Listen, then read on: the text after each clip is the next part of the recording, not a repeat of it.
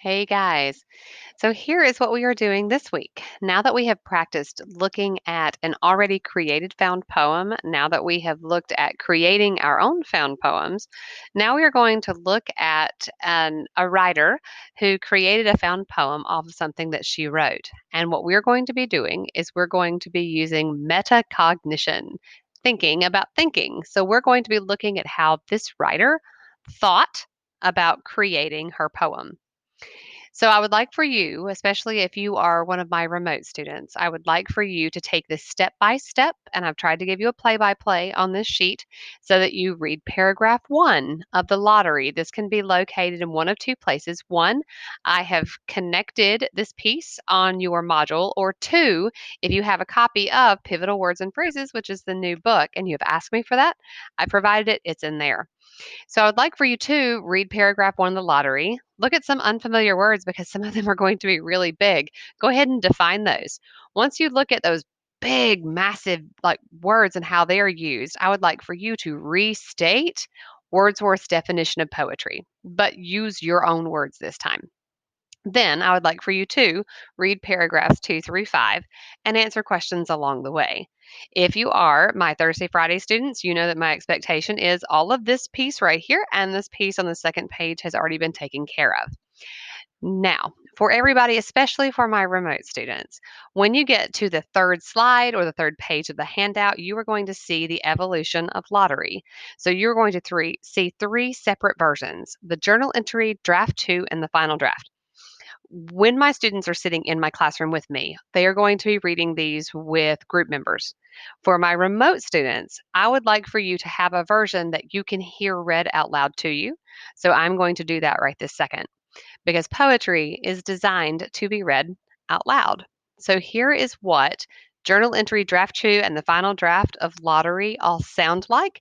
After you listen to them, after you read them back through silently, then you're going to be able to complete the following two slides, which look at the differences in the point of view from one to the next to the third, verb tense that's used, that's past, present, future, what was cut, what was preserved or kept, and then what was added. So here is the evolution of lottery. Here is the initial journal entry. That's 6.5 million a year after taxes, you tell me, of the man who won 111 million. That's more than Trump. I have our lottery tickets in here. You point to your black billfold with the brown ribbing. Rummage further into your handbag. Kleenex, bent envelopes, a crumpled single dollar rising over your wrist as you dig. The lottery tickets are 2 weeks old, bought on the eve of my departure for California when I took her to Woodman's to buy everything she needed while I was gone: 2 cartons of cigarettes, 3 gallons of milk, rice cakes, and black bellied bottles of Diet Right. I want to buy a lottery ticket, you said, and weaved your way, half blind, exhausted, sore knees from side to side, pushed the weight of your body to the far end of the store, buy videos and ice cream and packaged liquor. You had your numbers picked out, written large and clear on a tear of cardboard, bright yellow. Neither of us knew how to go about it. Mother could not teach daughter. Daughter could not get it done. I rubbed in the dots for you. Bought a computer generated one for me, only lingering slightly over your numbers, trying to register their significance, and not seeing any immediately, didn't dare intrude into their origin. Ask on what you are basing your luck. Just as now, I don't ask you if you know how they decided how many years to divide 111 million by to make this man rich for the rest of his life, or what I don't want to ask you would do with the money. Could it buy back your teeth, your eyesight, your light, strong bones, and lean flesh? You didn't check our numbers that night I was on vacation, but no one else has claimed it, you tell me, as if that's all it takes to mean everything. All of it is out there waiting for us to win, to call claim, start celebrating.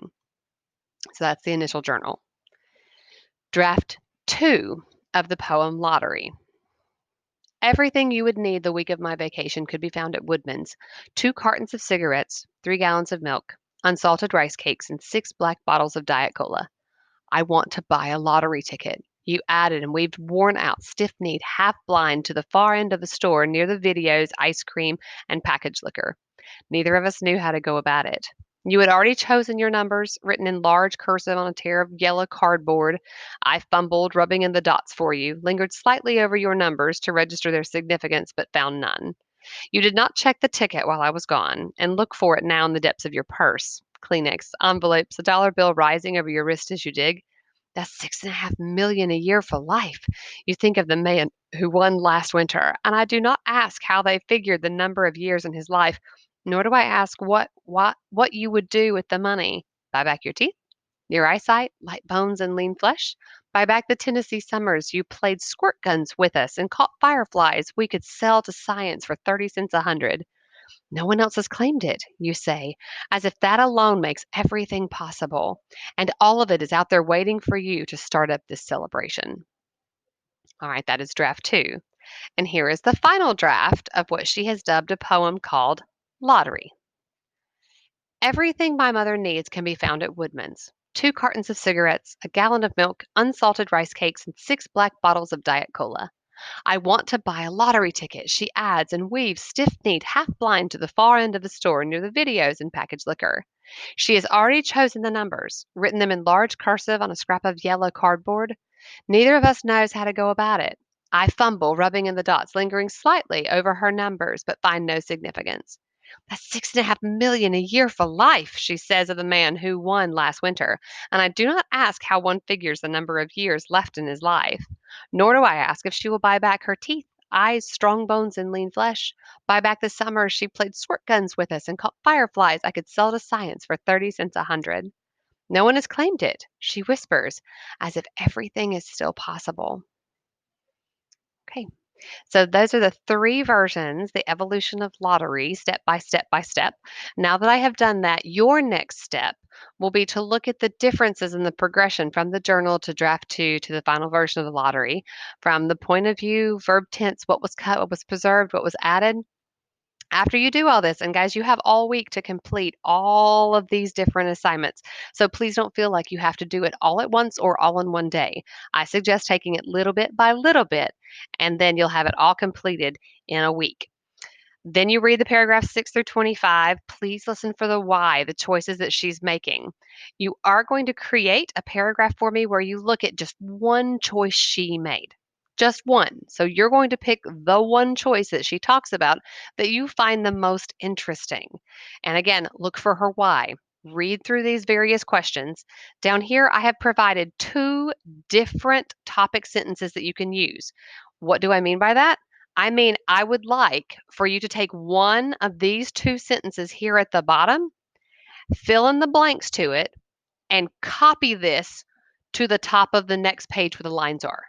Like physically copy it. You use one of those 2, and that's your topic sentence. That's what you are proving to me inside of your paragraph. Okay? The last thing that you'll do after you take care of this paragraph is to read the very, very end of this article where she's describing the creation of lottery and explain how her life experiences since finishing the poem inspired her to reinterpret the last stanza of her own poem. Ta-da. This is a full week of work where you were looking at the evolution of lottery. If you have any questions, please reach out.